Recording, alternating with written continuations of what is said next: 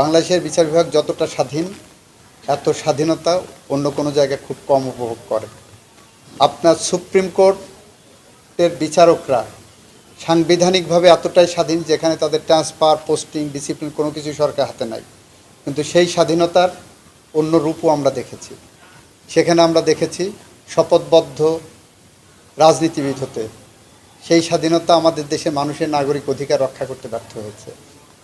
আর আমার দেশে সাবঅর্ডিনেট জুডিশিয়ারিতে জজ সাহেবরা যেটা নিজেদের বিদ্যা বুদ্ধি দিয়ে, নিজেদের প্রজ্ঞা দিয়ে, মেধা দিয়ে যে রায় দেন, সেখানে সরকারের কোনো কিছু করার থাকে না।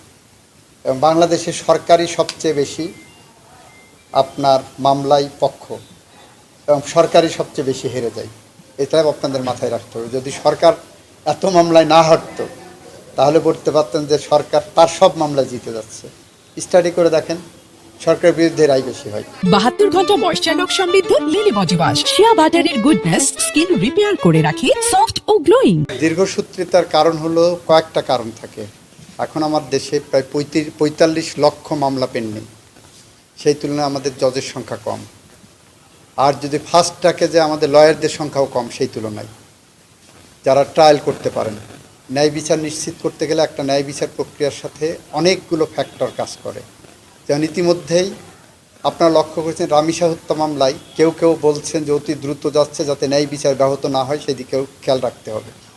তো আমরা সব দিক খেয়াল রেখেই আমরা আমাদের আইনসঙ্গত যেটা কাজ সেটা করে যাচ্ছি।